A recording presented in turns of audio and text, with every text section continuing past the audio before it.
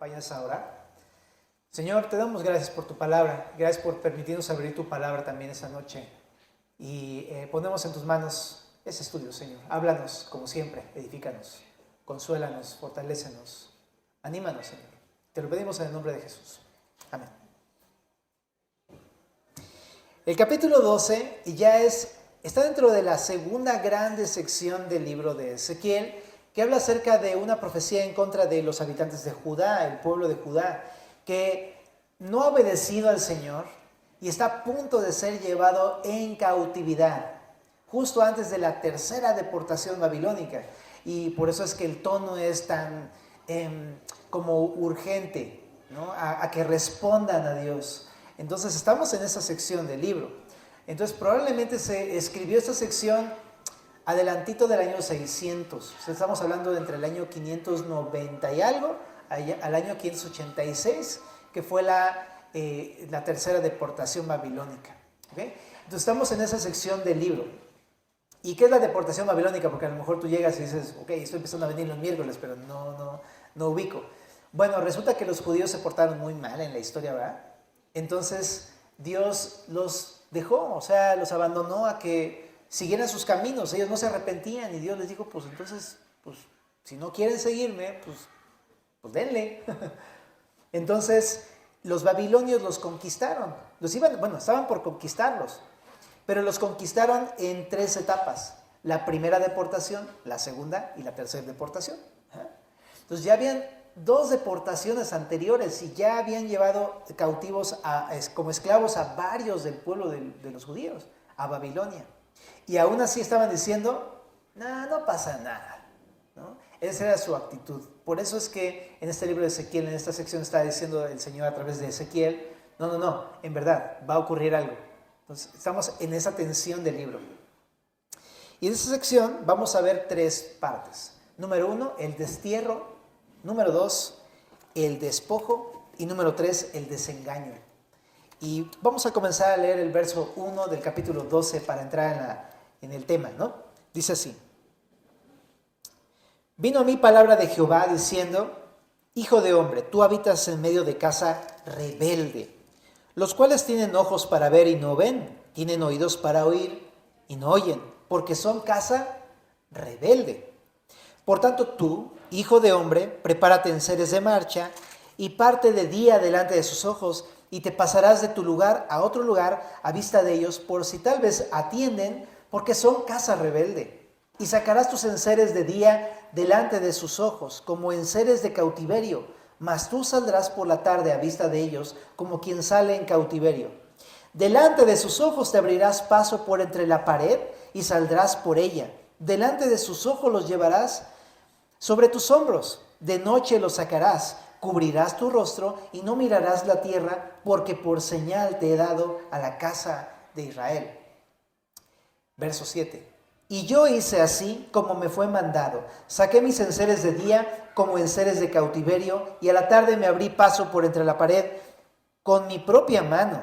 Salí de noche y los llevé sobre los hombros a vista de ellos. En estos versículos vamos a comenzar a hablar de una primera sección, del destierro. Es una profecía acerca del destierro de los judíos, la tercera deportación. Dios le está pidiendo a Ezequiel actuar como si lo estuviera enviando a un destierro, pero realmente solamente es una señal de lo que va a hacer con su pueblo enseguida. Entonces, prestando atención al verso número 1 y 2, lo que dice es una causa. ¿Por qué está haciendo todo esto el Señor? Y ya lo hemos visto en varios capítulos anteriores, pero también lo repite acá. Y lo que dice, la causa es que ellos son una casa rebelde.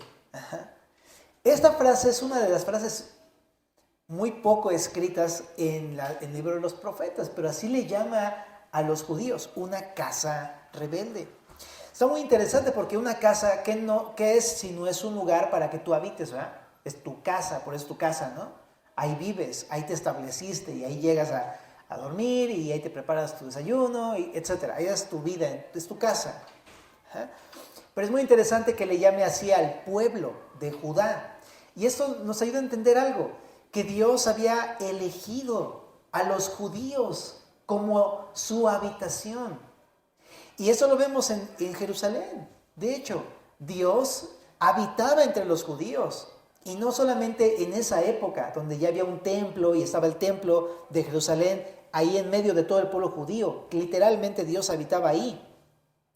Sino que en toda la historia, desde hace muchos años atrás, Dios ya había elegido estar con ellos desde, ¿te acuerdas? O sea, desde que pecó Adán y Eva, Dios estaba insistiendo con la humanidad, pero no fue sino más adelante cuando se hizo evidente que Dios quería realmente habitar con ellos a través de la familia de Abraham y su descendencia. Abraham, Isaac, Jacob, y después José, y después las 12 tribus y todo esto, y Moisés, ¿te acuerdas?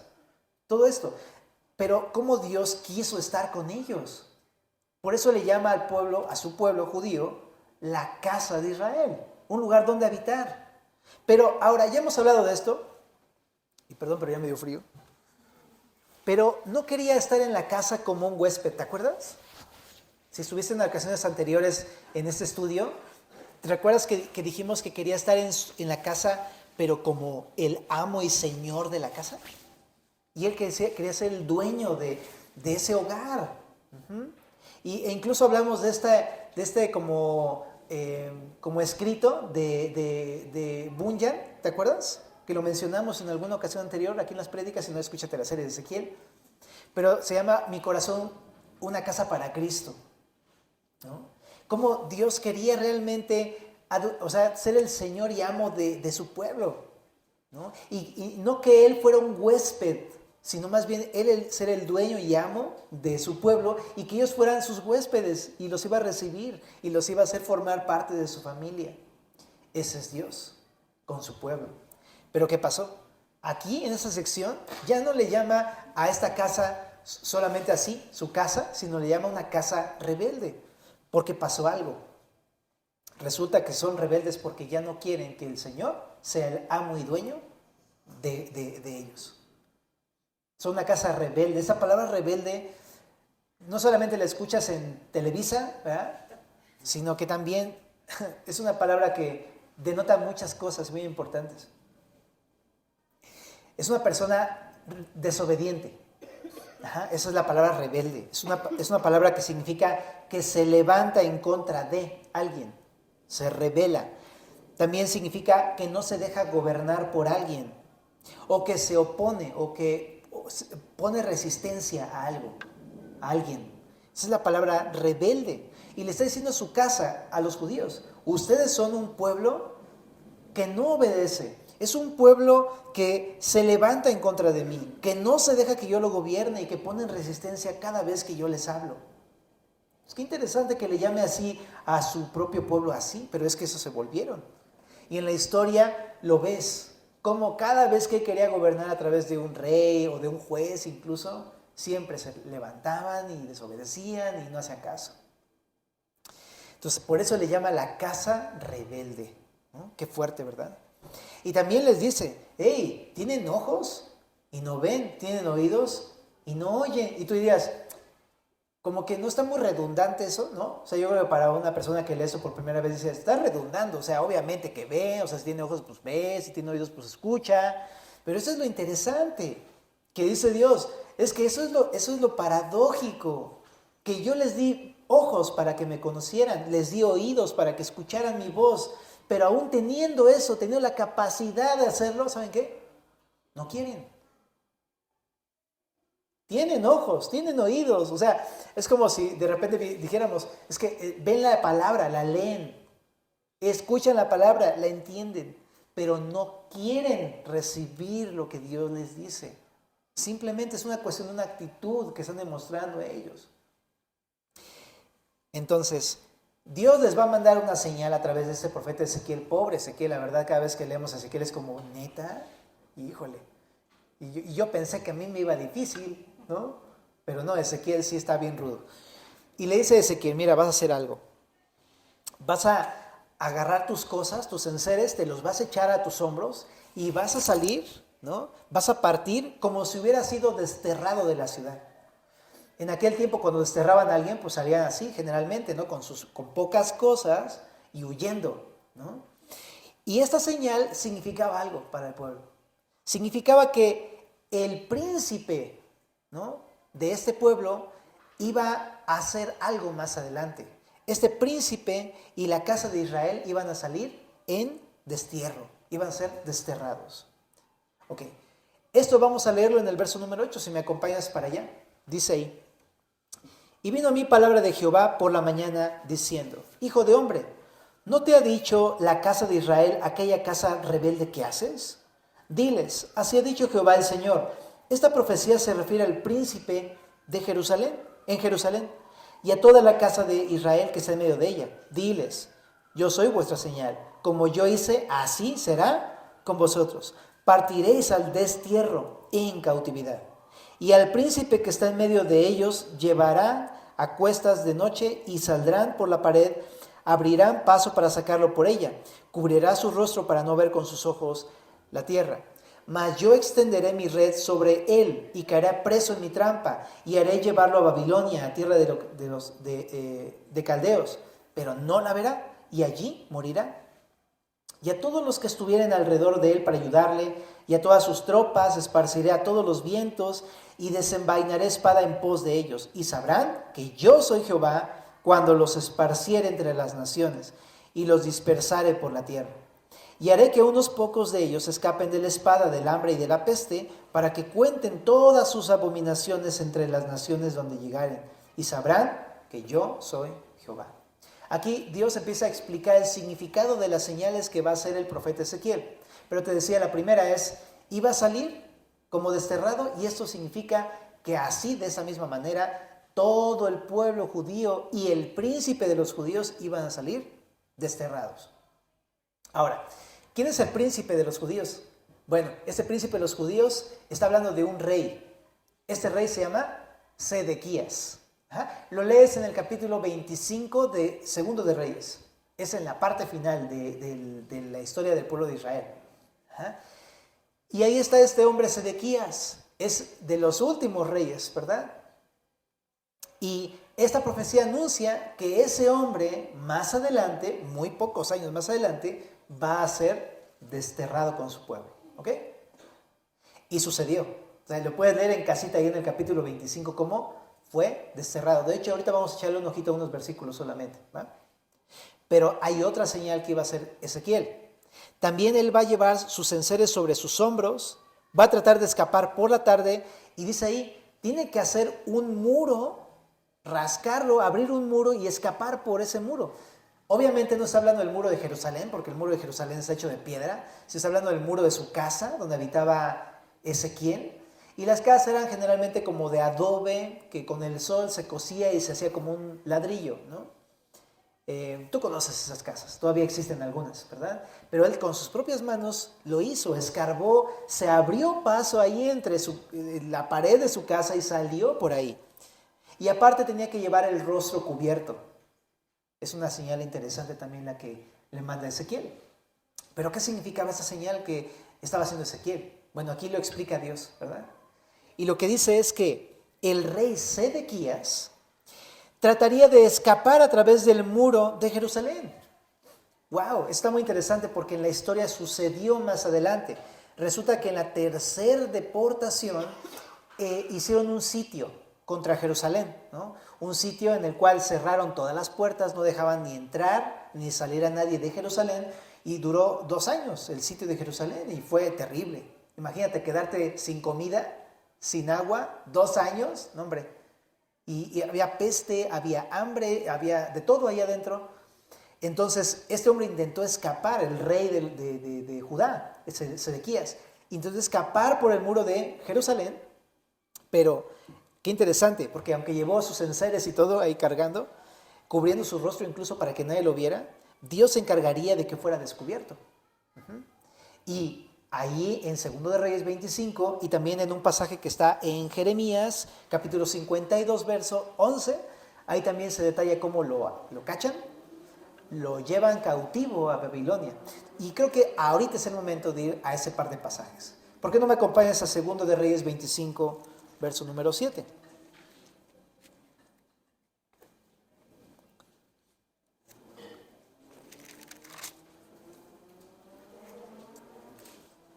Voy a leer un poquito desde antes, desde el capítulo 25, verso 1, ¿va? Para leer toda la historia, qué sucedió más adelante. Dice el segundo de Reyes 25:1. ¿Estás conmigo por ahí? Va. Dice, aconteció a los 9 años de su reinado, en el mes 10, a los 10 días del mes, que Nabucodonosor, rey de Babilonia, vino con todo su ejército contra Jerusalén y la sitió, y levantó torres contra ella alrededor. Y estuvo la ciudad sitiada hasta el año 11 del rey Sedequías. A los 9 días del cuarto mes prevaleció el hambre en la ciudad hasta que no hubo pan para el pueblo de la tierra. Abierta ya una brecha en el muro de la ciudad, o sea, los enemigos empezaron a abrir la brecha, ¿no? Dice, huyeron de noche todos los hombres de guerra por el camino de la puerta que estaba entre los dos muros, junto a los huertos del rey, estando los caldeos alrededor de la ciudad, y el rey, o sea, Sedequías, se fue por el camino del Arabá. Y el ejército de los caldeos siguió al rey, ¿y qué dice ahí? Y lo apresó en las llanuras de Jericó, habiendo sido dispersado todo su ejército. Preso pues el rey, le trajeron al rey de Babilonia en Ribla y pronunciaron contra él sentencia. Degollaron a los hijos de Sedequías en presencia suya, y a Sedequías le sacaron los ojos, y atado con cadenas, lo llevaron a Babilonia. Si me acompañas también ahí a Jeremías 52, que también lo estudiamos en su momento, ¿verdad? En el verso número 11, dice, no obstante el rey de Babilonia le sacó los ojos a Sedequías y lo ató con grillos y le hizo llevar a Babilonia y lo puso en la cárcel hasta el día en que murió. Entonces, estos dos pasajes nos cuentan qué sucedió, pero ya lo había profetizado Ezequiel, ¿qué iba a pasar? Que se iba a tratar de escapar, lo iban a atrapar, porque Dios así lo quiso. Muy interesante. Lo llevaron a Babilonia, le mataron a sus hijos, le sacaron los ojos. Y esa es la razón por la que dice ahí en Ezequiel, capítulo número 12 que estamos leyendo, que aunque iba a ser llevado a Babilonia, en el verso 13, no la vería. ¿Ya lo viste? O sea, ya lo vieron, ¿se acuerdan? Bueno, Ezequiel 12:13 dice que fue llevado a Babilonia, pero no la vio, porque le sacaron los ojos. Por eso no la vio, pero fue a Babilonia y allí murió, como leímos en Jeremías 52:11. Todo esto estaba profetizado por Ezequiel en este momento, ¿verdad? Ahora, no solamente él fue atrapado y muerto, también sus aliados. Ahí en Ezequiel 12, del verso 14, lo vemos. Todos sus aliados iban a ser esparcidos y muertos. Y la mayoría del pueblo moriría por las 3 causas principales de muerte en una guerra, que es hambre, peste y espada, o sea, la guerra, ¿no? La mayoría, pero dice ahí, pero unos pocos van a sobrevivir. ¿Para qué? Dice ahí en el verso 16, para que cuenten todas sus abominaciones entre las naciones. Bueno, la traducción de la Reina Valera no es muy como clara, pero lo que significa es que va a permitir que algunos sobrevivan para que testifiquen de lo que sucedió con ellos. Incluso me parece que es la NBI, dice, es para que confiesen todos sus pecados detestables que hicieron contra Dios. Como para que quedara en evidencia todo eso que hicieron. Y bueno, gracias a eso es que tú y yo podemos tener un texto el día de hoy para aprender de lo pasado para nuestra vida el día de hoy, ¿no? Entonces, qué interesante. ¿Y cuál es el propósito de que Dios los haya llevado, ¿no? De que haya dejado a algunos vivos, algunas personas con vida en este ataque? Pues ahí en el verso 16 lo dice también. Dice, y sabrán que yo soy Jehová. Esa es una frase súper interesante, ¿verdad?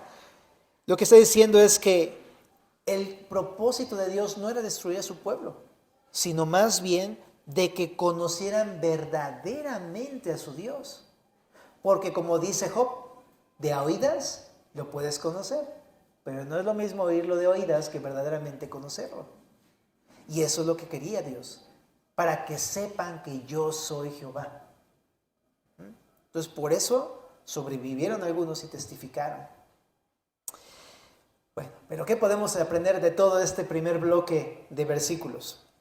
Lo que podemos aprender es el contraste entre la casa rebelde y la casa humilde, ¿no? Porque estaba pensando, esas cosas que están en el Antiguo Testamento nos fueron escritas a nosotros para aprender esto. Por la rebeldía de la casa de Judá, les fue así. Tuvieron que experimentar esos quebrantos en su vida, ¿no? Para que, pues, quebrantados pudieran conocer verdaderamente a Dios, si no, no le iban a conocer, no se iban a acercar a Él, no se iban a arrepentir, no iban a confesar sus pecados. Pero entonces yo puedo entender algo. Primero, creo que este es un pasaje que nos invita a no ser una casa rebelde, sino una casa humilde, obediente al Señor. Y tú sabes, en el Nuevo Testamento no somos judíos, entonces no es que seamos la casa de Judá, pero ¿te acuerdas que hemos estado estudiando en Efesios que Dios se creó un nuevo pueblo donde ya no hay judíos y gentiles? Ahora se llama la iglesia, exactamente. Y a la iglesia Pablo la llama en Timoteo la casa del Dios viviente. Y es increíble porque, o sea, me refiero, es asombroso pues, el hecho de que tú y yo, que no pertenecíamos a la familia de Dios, al creer en Jesús podamos pertenecer a la familia de Dios. De tal forma que así como a los judíos, nos diga a nosotros somos la casa de Dios. Es el lugar donde Dios eligió vivir, habitar entre nosotros. La iglesia es el lugar donde Dios decidió habitar. ¿Y la iglesia qué es? ¿El lugar? ¿La carpa? ¿Esa en la que estamos ahorita? No, la iglesia somos nosotros los creyentes. En ti, en cada uno de nosotros que hemos creído en Cristo, en cada uno de nosotros habita el Señor. Somos la casa, el templo del Dios viviente. Y sabes, Él quiere que no seamos una casa en donde nosotros seamos los amos y Él sea el huésped. Y seamos todo el tiempo rebeldes y todo el tiempo andamos desobedeciendo y levantándonos en contra de Dios y enojándonos en contra de Dios y reprochándole y quejándonos. O simplemente no dejándonos gobernar por Dios, sino que todo el tiempo estemos oponiendo resistencia, ¿no? Eso es lo que queremos aprender de esta parte. Él quiere que seamos una casa humilde, ¿no? En contraste, una casa rebelde que se levanta, es una casa que recibe el yugo de Dios, que acepta las enseñanzas como parte de su vida. O sea, que las lleves a la práctica, pues. Y eso, familia, como iglesia, creo que es el anhelo de todos, ¿verdad? Poder ser una casa, al ser hijos de Dios, casa humilde. Y te invito a que medites en esto. Si ha habido a lo mejor en tu corazón estos rasgos o actitudes de rebeldía en tu corazón, que a lo mejor tú dices, pues yo no le digo cosas a Dios, ¿no? A lo mejor no con tus palabras, pero cuando tú te opones a lo que Dios te está mandando a hacer, cuando tú te levantas contra Dios al no obedecerle, al no dejarte gobernar, al ser desobediente en alguna cosa, ahí nos estamos volviendo rebeldes. Entonces meditemos, familia, ¿no? Si estamos teniendo esa actitud. Ahora, cuando lo dice de casa, habla de una comunidad. Entonces no solamente de manera personal, sino que Él quiere que como Xochimilco, Semilla Xochimilco, y que hemos creído en el Señor Jesús, ¿verdad? La mayoría, espero, ¿verdad? Podamos entonces como comunidad ser un lugar en el que realmente Dios sea el que gobierne y no nosotros. Porque es muy fácil de pronto empezar a querer gobernar nosotros en la casa de Dios, tratando de que se haga lo que nosotros queremos, de la forma que nosotros queremos, pero no es así. Dios quiere que seamos una casa humilde y que Él sea el dueño y nosotros sus huéspedes, ¿verdad? Entonces, familia, como comunidad, ¿verdad? Está padre permitir que el Señor lo haga. Es que así sea, ¿verdad? Ahora, también hay una frase que leímos ahorita que decía, tienen ojos, pero no ven, oídos y no oyen, ¿no? Y hablábamos acerca de que, pues tiene que ver con la actitud, ¿verdad? Con el anhelo de nuestros corazones. Porque así como los judíos, tú y yo, familia, tenemos ojos. ¿Tienes ojos? ¿Alcanzas a leer todavía tu Biblia? Ok, perfecto. Algo dices, aunque sea así, pero todavía, ¿no? Ok. ¿Tienes oídos para poder escuchar la palabra de Dios? Yo creo que sí, por eso estás viniendo el día de hoy, ¿no? Y te has dado cuenta cómo aunque uno tiene ojos y oídos para ver al Señor y para escuchar la palabra del Señor, muchas veces uno sigue rebelde. Porque te digo, se trata de una actitud del corazón.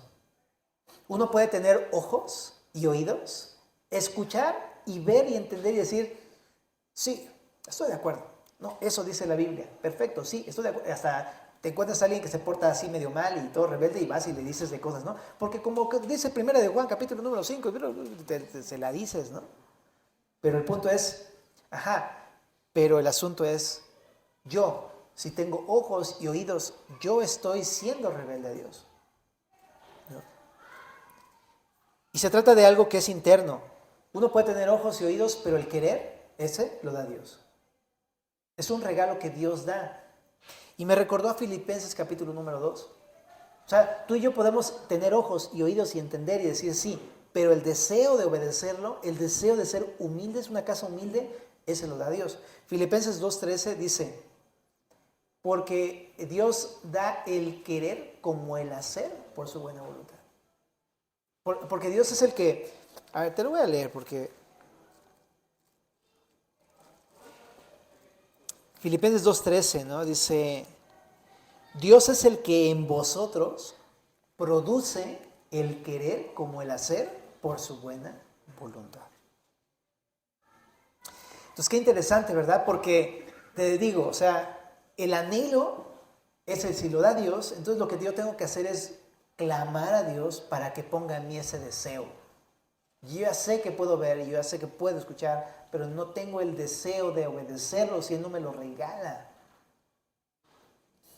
Entonces ahí está, yo creo que ahí está el secreto. Aprender a depender de Dios para ser obedientes. Si tú en tus propias fuerzas quieres ser obediente, no vas a poder lograrlo. Necesitas de la ayuda del Señor, su intervención divina en este cuerpo pecador que no se quiere someter a Dios, que haga una obra ahí adentro para que entonces pueda ser un fruto de dentro. Más adelante Ezequiel también va a decir, no solamente nos pone el querer como el hacer, nos da un nuevo corazón para poder obedecer sus mandamientos. Es que qué increíble. Si estás batallando con la obediencia, ¿verdad? Creo que aquí está el rollo, o sea, aquí está el rollo. Pídele al Señor. Entiendo, lo entiendo, lo leo, lo memorizo, lo aprendo, sí, pero no lo hago. ¿Por qué, Dios? Ponme el querer como el hacer por tu buena voluntad. Si yo, un legado aprendí de César Cárdenas, ¿saben quién es César Cárdenas? Dicen, me suena Cárdenas, no sé, el presidente. No, no es el presidente.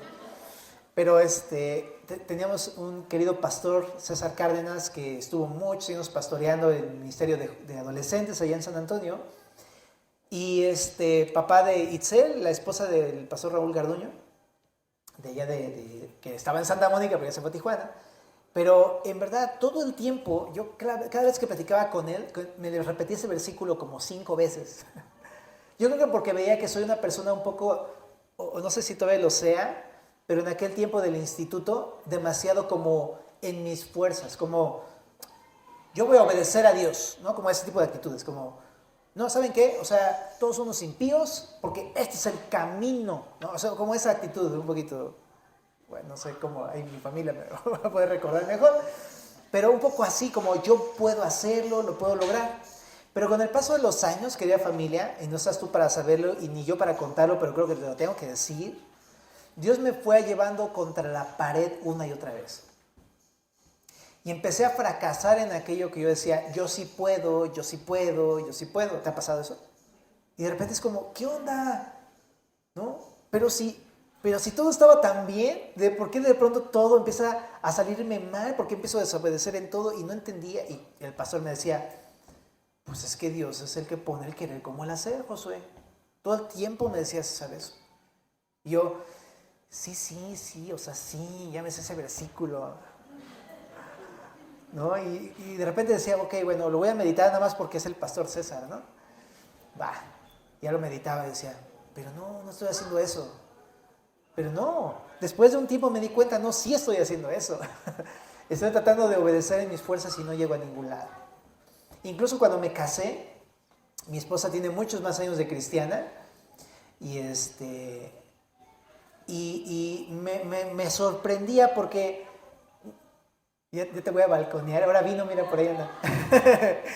Pero me decía, mira, yo no sé si me sé tantos versículos como tú, ¿no? Pero simplemente tengo una fe sencilla y pues obedezco al Señor. Y yo decía, ¿y cómo es eso? O sea, no puedo creerlo. Yo estudié en el instituto y salí esto, así bien padre y muy bonito todo, pero no puedo obedecer en esto. ¿Qué onda con esto? Y él me decía, tranquilo, Josué, es que tiene que ser una obra de Dios, ¿no?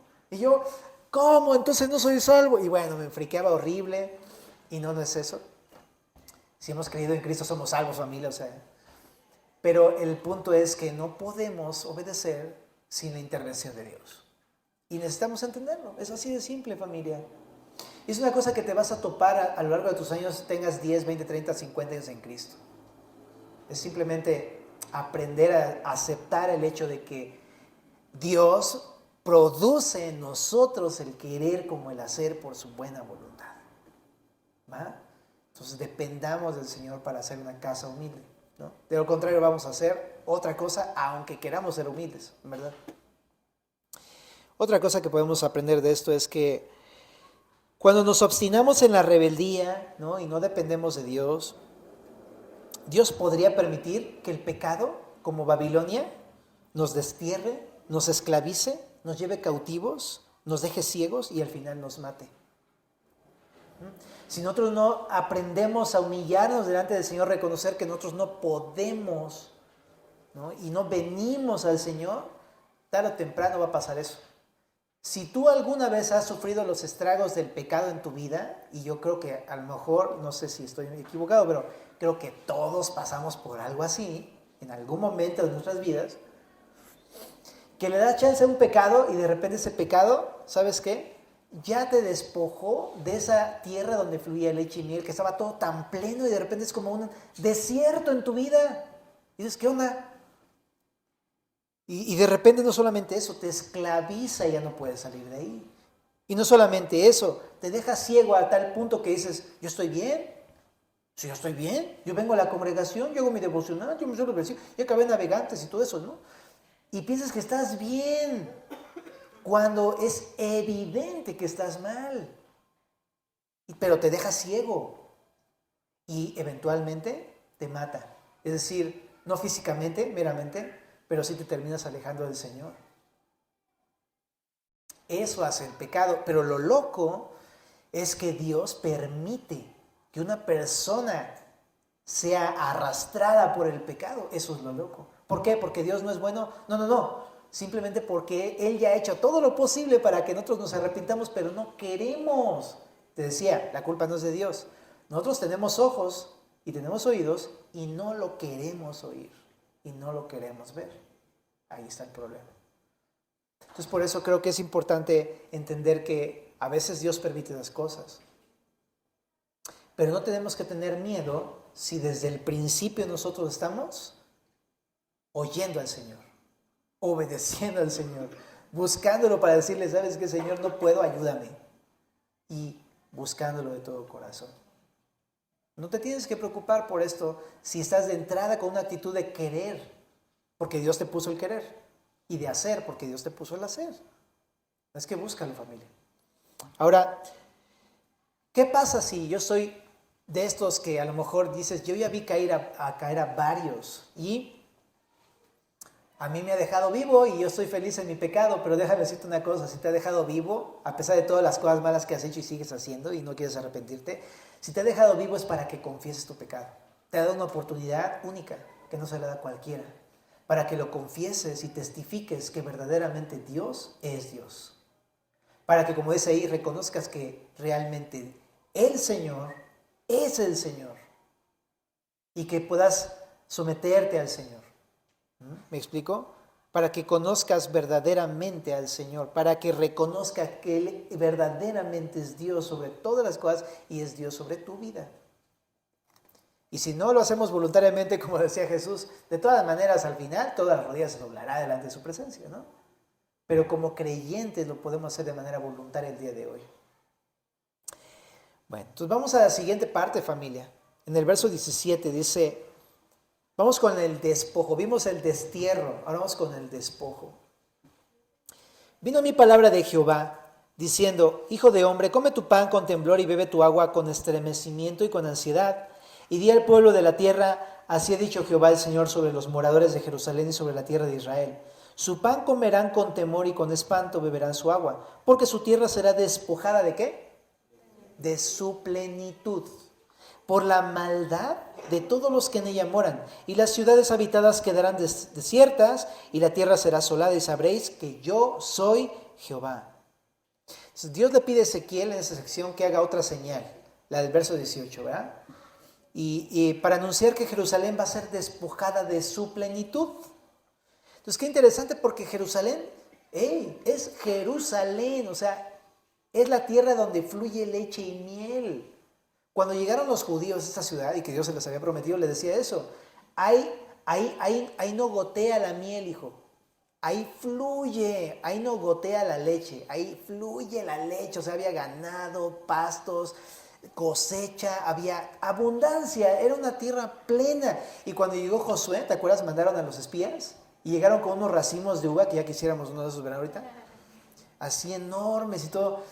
Había abundancia, no había tierra más próspera que la tierra que Dios le estaba dando a su pueblo. Pero aquí resulta que dice que hasta el agua y el pan se comía con miedo, se comía con estremecimiento. Eso es lo que iba a suceder con su pueblo. Bueno, ya estaban en medio del sitio. Entonces imagínate. La tierra que fluye leche y miel está más desierta que el desierto de Judá. Está terrible, ¿sabes? Pero eso me lleva a pensar en que ¿cuál es el efecto del pecado en nuestras vidas? Deja de tu vida, que es una vida donde fluye la leche y la miel, porque Dios te llena de bendiciones, te colma de bendiciones. No gotea, fluyen las bendiciones, familia. Cuando estamos obedeciendo al Señor, pero empezamos a dejar de obedecerlo y a persistir en nuestro pecado y a envolvernos más en esas cosas, todo se convierte en un desierto y todo queda destruido completamente. Y algunos han experimentado eso y ha sido difícil en verdad. Como el hijo pródigo, pues luego regresa uno, ¿verdad? Y Dios te recibe. Pero en verdad que un quebranto así está bien rudo.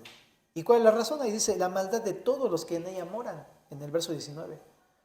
Esta palabra maldad significa violencia, pero dice, por la violencia de todos.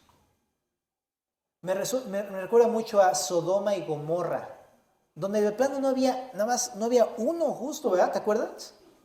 No, estaba Lot, ¿no? Pero fuera de eso, todos se corrompieron. En la época de Noé, ¿qué pasó? Dios destruyó la tierra en esa época, bueno, a todos los moradores de la tierra, porque todos se habían corrompido. Todos.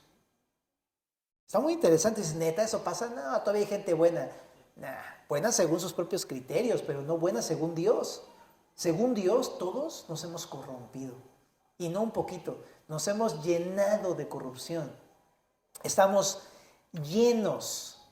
No gotea la maldad de nuestras vidas. Fluye la maldad de nuestras vidas, familia. Si no, léete Romanos 3, ahí dice, ¿no?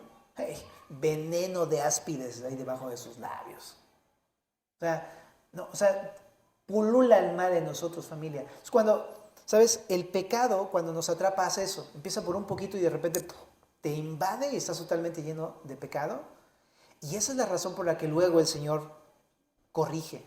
Y te permite vivir esos desiertos y esa destrucción de tu vida para que al fin puedas decir, Él es Dios. Tengo que volver a Él. O sea, verdaderamente no hay otra manera. Él es mi Dios. Me recordó mucho al Salmo 32. En el Salmo 32, verso número 3, como este salmo como he leído ese salmo, porque cada vez que la riega uno viene este salmo. El Salmo 32 dice, mientras callé, verso 3, se envejecieron mis huesos en mi gemir, todo el día, porque de día y de noche se agravó sobre mí tu mano, se volvió mi verdor en sequedades de verano. Así pasa, tu corazón y tu vida quedan en un desierto y una destrucción, ¿no? Pero dice en el 5, mi pecado te declaré, no encubrí mi iniquidad, dije, confesaré mis transgresiones a Jehová y tú perdonaste la maldad de mi pecado. ¿Te das cuenta que es lo mismo que estamos leyendo? ¿Qué quiero decirte? Si tu vida está destruida, si tu vida está ya llena, invadida de pecado, si tu vida ya está en un desierto completamente, despojada de todo lo bello que Dios te dio, confiesa tu pecado. Porque esa es la forma en la que Dios, dice ahí, perdona nuestros pecados. La confesión. Sacar a la luz eso que está oculto, que sabes que está mal, pero que no se lo dices a nadie. Y eso sí, venimos a la iglesia. ¿Qué tal, hermano? ¿Cómo estás? Bien. ¿Y todo chido? Chidísimo. Gracias. Pura bendición, bro. Pero no, sabes que estás mal. Sabes que estás haciendo lo malo y estás persistiendo. Y que llevas mucho tiempo y estás ahí nada más tú, como, ya sabes, ¿no? Deseándole al Señor, ¿no? Pero aquí está la solución. Dice, mi pecado te declaré y no encubrí mi iniquidad, sino dije, voy a confesar mis transgresiones a Jehová. Y me encanta eso, porque cuando tú y yo venimos al Señor, no vamos a esperar un regaño de, ¿qué? ¿Otra vez? Si apenas a la mañana, ya te perdoné en la mañana y otra vez vienes conmigo. O sea, no es así. Dice en el verso 5, y tú perdonaste. Lo dice en pasado. ¿Por qué? Porque, familia, los pecados que tú y yo cometemos el día de hoy, Él ya los perdonó hace 2000 años en la cruz del Calvario. Todos los pecados que hemos cometido, Él los ha perdonado en la cruz del Calvario. Es una seguridad, y por esa seguridad podemos venir con Él el día de hoy y decirle, la regué, papá, otra vez, papá, la regué otra vez. Vengo a no encubrir mi iniquidad, sino a confesar mis transgresiones a Dios. Y me encanta porque así como lo dices, empiezan a brotar los frutos. Así como lo dices, entonces otra vez empieza a reverdecer lo seco. Es como si le echaran agua al pasto. Se va y tenemos en la casa un pasto seco, de veras seco. No te puedo sacar la foto, pero ya hasta maleza se la comió. O sea, no. Bueno. Pero le echas tantita agua y ¡pum! Parece que no estaba muerto esto, ¿no? Dice, pues no, nada más que le echaron agua. Me encanta. Vienes al Señor y el Señor te refresca, te vivifica, ¿no? Otra vez te hace reverdecer y dar fruto. Y esa es una cosa que todo comienza con la confesión, querida familia. Qué hermoso es el Señor. Y digo qué hermoso, ¿por qué? Porque nada más es confesar. O sea, no te está pidiendo vete a clavar una cruz, a derramar toda tu sangre y cuando estés ya bien vacío, entonces me avisas para que yo perdone tus pecados, ¿no? No está diciendo, me tienes que arrastrar hasta la villa de rodillas y si llegas te perdono. No te está diciendo, tienes que a todos pedirle perdón, humillarte delante de todos y pagarles a todos todo y entonces tienes que volver a rehacer tu vida perfectamente sin ninguna falla y cuando logres me avisas y te perdono. No. ¿Qué dice? Simplemente confiesa tu pecado. Por eso te digo que es hermoso el Señor, porque no te pide nada más que lo reconozcas. Nada más eso. Por eso amamos al Señor, que nos abre las puertas a todos, porque cualquiera puede confesar sus pecados, hasta en el lecho de muerte, ¿verdad? Última parte, querida familia, regresando a Ezequiel y terminamos. En el verso 21 dice, vino a mí palabra de Jehová diciendo, hijo de hombre, ¿qué refrán es este que tenéis vosotros en la tierra de Israel que dice, se van prolongando los días y desaparecerá toda visión? Diles, por tanto, así ha dicho Jehová el Señor, haré cesar este refrán y no repetirán más este refrán en Israel. Diles pues, se han acercado aquellos días y el cumplimiento de toda visión. Porque no habrá más visión vana ni adivinación de lisonjeros en medio de la casa de Israel. Porque yo Jehová hablaré y se cumplirá la palabra que yo hable, perdón. No se tardará más, sino que en vuestros días, oh casa rebelde, hablaré palabra y la cumpliré, dice Jehová el Señor. Y vino a mí palabra de Jehová, diciendo, hijo de hombre, he aquí que los de la casa de Israel dicen, la visión que éste ve es para de aquí a muchos días, para lejanos tiempos profetiza este. Diles por tanto, así dicho Jehová el Señor, no se tardará más ninguna de mis palabras, sino la palabra que yo hable se cumplirá, dice Jehová el Señor. Entramos a la última parte, que es el desengaño. ¿Por qué le puse así? Porque simplemente lo que va a hacer aquí es una señal para demostrar que él va a echar fuera el engaño de la tierra de Israel. ¿Cuál engaño? Bueno, pues resulta que los falsos profetas, a través de dichos populares, los refranes, ¿no? Que son los refranes o algunos proverbios, así le llamaban en aquel tiempo, generalmente hacían un ataque hacia Dios o hacia los profetas, de manera muy aguda, muy sentenciosa, a través de los refranes. En este caso, contra Dios y sus profetas le decían, hey, se cumple el tiempo y no ha pasado la visión. O sea, te decía, no ha pasado nada. Y con este tipo de refranes engañaban al pueblo, haciéndole pensar que no iba a pasar nada realmente, una falsa expectativa, pero también estaban vacunando al pueblo, ¿verdad?, de lo que Dios está diciéndoles. Y también están diciéndole a Dios que es un mentiroso, porque Dios lo había dicho, va a pasar. Y entonces ellos están diciendo, no, no va a pasar, Dios es un mentiroso. Entonces, bueno, pero ¿qué está haciendo Ezequiel? Está haciendo otra señal. Y esta señal consiste en lo siguiente. Le dice a Ezequiel, vas a ir a decirles, se ha acercado aquellos días y el cumplimiento de toda visión. O sea, le está diciendo, te voy a cambiar tu refrán por el mío. Ahora es este refrán, se va a cumplir. Y no solamente eso, ya no se va a tardar, como ustedes piensan. Básicamente esa última señal que hace Ezequiel, de darles un refrán, es para decirles que se va a cumplir el juicio y pronto. Entonces, así es lo que terminamos meditando en esta noche, ¿no? Entonces, todas sus palabras se van a cumplir, las palabras de Dios, ¿verdad? Pero lo que sí no va a cumplirse son las palabras de los falsos profetas, sus adivinaciones, sus falsas profecías, diciendo no va a pasar nada, todo te va bien. Ajá. Pero de aquí podemos terminar meditando en dos cosillas, familia. Número 1, Isaías 48 dice una cosa bien padre. Dice lo siguiente.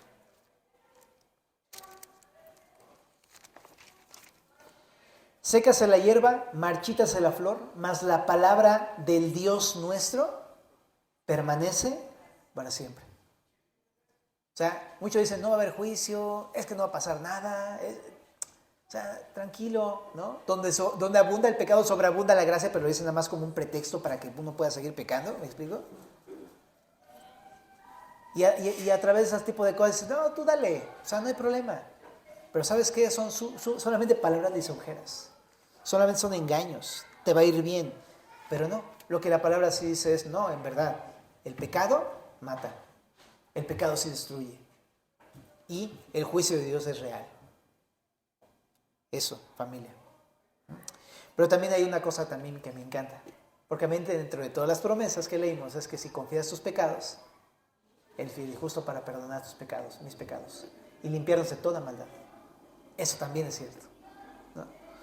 En segunda de Pedro, nada más para que la apuntes, capítulo 3, verso 9, dice, no se retardará la promesa de Dios. O sea, no es que no vaya a ocurrir. Dios va a cumplir todas sus palabras y un día va a regresar, va a reinar y va a juzgar a todos aquellos que han vivido en rebeldía en contra de Dios. Es que no te preocupes, familia, ¿no? Hay gente que va a estar criticando al cristiano, a Dios y todo, pero un día se van a dar cuenta que estaban equivocados. Dios va a cumplir todas sus palabras. Y, ¿sabes? Isaías 45, 23, ¿no? Dice ahí algo bien hermoso para terminar. Isaías 45, 23. Por mí mismo hice juramento, de mi boca salió palabra en justicia y no será revocada, que a mí se doblará toda rodilla y jurará toda lengua. Ese es el veredicto final del reinado de Jesucristo. Todo el mundo se va a tener que someter a su reinado. Ese es el punto final. Así es que Dios va a hacer lo que dijo que va a hacer. Va a reinar. Así que el día de hoy Él nos invita para que podamos participar de su reino de manera voluntaria. ¿Qué te parece si terminamos con una oración y alabamos al Señor? Señor, gracias por tu palabra en esta noche. Te queremos pedir que tú nos lleves a casa meditando en esas cosas que nos hablaste esta noche también. Que hagas una obra y como ahorita vimos, te rogamos, Señor, juntos como tu casa, que pongas en nosotros el querer como el hacer por tu buena voluntad. Tú eres bueno, Señor, y por eso te lo pedimos, en el nombre de Jesús.